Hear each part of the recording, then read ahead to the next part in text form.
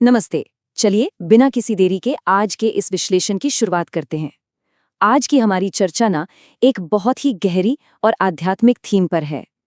ये उस अनदेखे संघर्ष, उस छिपे हुए दर्द और उस शांति के वादे के बारे में है जिसका हम सबको कभी ना कभी बेसब्री से इंतजार होता है।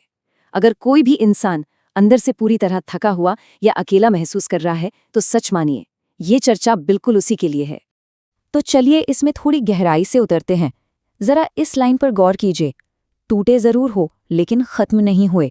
यही सबसे बड़ी जीत है। सच में कितनी ताकत है इन शब्दों में। ये पूरे विचार का ना एकदम मेन पिलर है। जीवन की मुश्किलों से थकी हुई किसी भी आत्मा के लिए ये एक बहुत बड़ा सहारा है। मतलब जब तक इंसान खुद हार ना मान ले तब तक हार कभी पक्की नहीं होती। इस संदेश में अनदेखे संघर्ष को लेकर एक बहुत ही भावुक बात कही गई है। होता है ना, दुनिया में ऐसे बहुत से लोग हैं जो बाहर से तो एकदम चमकती हुई मुस्कान रखते हैं, लेकिन अंदर ही अंदर एक बिल्कुल खामोश और अकेली लड़ाई लड़ रहे होते हैं। हमेशा दूसरों के लिए खड़े रहना, लेकिन जब खुद को सहारे की जरूरत हो तो आसपास सिर्फ सन्नाटा पाना। ये दर्द इंसान को अंदर से तोड़ देता है, और ये संदेश उसी खामोश दर्द को पूरी गहराई और सहानुभूति के साथ समझता है। तो हम आते हैं पहले मुख्य चरण की ओर। चरण 1, दर्द की भट्ठी और इसके पीछे छिपे उद्देश्य को समझना। अब देखिए, ये संदेश इस बात पर बहुत जोर देता है कि ये जो गहरा अकेलापन है ना, ये कोई सजा नहीं है, बल्कि ये इंसान के भीतर एक गजब की सहनशक्ति बनाने की बहुत ही जरूरी नींव है। कहते हैं ना, जब ऊपर वाला किसी को ऊंचा उठाना चाहता है तो पहले उसे अंदर से फौलाद बनाता है। इस टाइमलाइन को देखिए, ये एक पूरी आध्यात्मिक यात्रा दिखाती है। अतीत के धोखे और दर्द से लेकर आज की इस भयंकर मानसिक और शारीरिक थकान तक। ये जो आज की स्थिति है ना, ये अंतिम परीक्षा है। लेकिन कहानी यहाँ खत्म नहीं होती। आगे एक बहुत ही खूबसूरत शांति इंतजार कर रही है।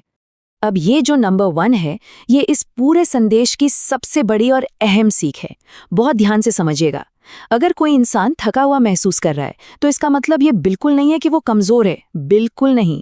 एक थका हुआ इंसान जब थोड़ा रोक कर सांस लेके फिर से उठता है ना, तो वो पहले से कई ज्यादा शक्तिशाली बन जाता है। थकान कभी कमजोरी नहीं होती। और इसी विचार के साथ चलिए आगे बढ़ते हैं। चरण 2, कर्म और अतीत। आइए देखते हैं कि धोखे के इस भारी बोझ को कैसे उतारा जाए। ये तुलना बहुत ही शानदार तरीके से दिखाती है कि हमारे सामने असल में चॉइस क्या है। एक तरफ है नफरत को कसकर पकड़े रहना, और दूसरी तरफ है कर्म पर, या कहें तो उस ऊपर वाले पर भरोसा करना। बदले की आग इंसान को खुद अंदर ही अंदर जलाती रहती है। इसके बजाय जब आप न्याय का काम कर्म के नियमों पर छोड़ देते हैं ना, तो एक अजीब सा सुकून मिलता है, क्योंकि इस समय हर इंसान को उसका जवाब खुद ही दे देता है। स्वार्थ और निस्वार्थ साथ के बीच का फर्क भी समझना बहुत जरूरी है।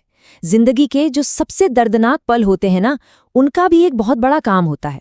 वो एक फिल्टर की तरह काम करते हैं। दर्द भरा समय एकदम साफ कर देता है कि कौन सिर्फ अपने मतलब के लिए आसपास था और कौन बिना किसी स्वार्थ के चट्टान की तरह आपके साथ खड़ा रहा। अब यहां से कहानी एक नया और पॉजिटिव मोड़ लेती है। चरण 3, आने वाला बदलाव और किस्मत बदलने के संकेत। इस संदेश में बदलाव के कुछ बहुत ही साफ और ठोस संकेतों की बात की गई है। मतलब जिन रास्तों पर पहले हमेशा रुकावटें थीं, वो अचानक से खुलने लगेंगे। मन में एक ऐसी गहरी शांति छा जाएगी जिसकी शायद उम्मीद भी नहीं थी। जो लोग लाइफ में झूठे थे ना, वो अपने आप दूर होने लगेंगे। और सबसे बड़ी बात, इंसान के अंदर एक नया विश्वास फिर से जाग उठेगा। ये सच में एक बहुत ही ऊर्जावान और सुकून देने वाले समय की शुरुआत है। लेकिन यहाँ पर एक बहुत ही सीरियस वार्निंग भी है।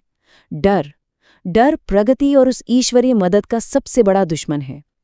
अक्सर क्या होता है, जब नए रास्ते खुलते हैं तब भी ये डर कि कहीं फिर से चोट ना लग जाए या कहीं लोग फिर से मजाक न उड़ाएं, ये डर इंसान को अपनी नई जिंदगी में कदम रखने से रोक देता है।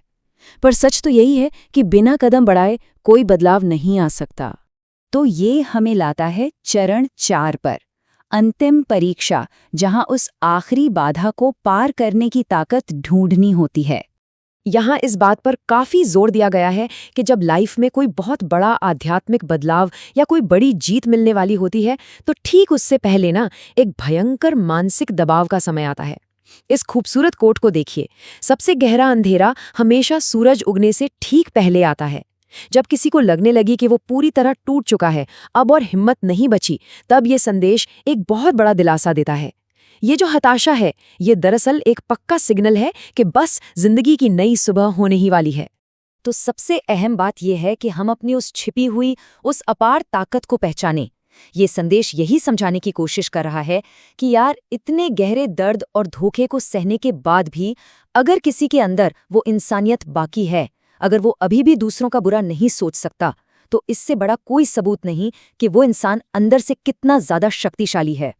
सच्चे योद्धा की ये परिभाषा देखिए। सच्चा योद्धा वो है जो अंदर से पूरी तरह टूटा होने के बावजूद दूसरों के लिए मुस्कुराता है और दयालु बना रहता है।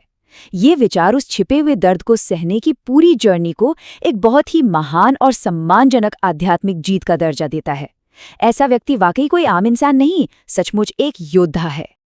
और अब हम पहुंच गए हैं अपने अंतिम चरण में, चरण 5, शांति का सवेरा, जहां हमें अतीत की परछाइयों के बिना उस नई रोशनी को अपनाना है।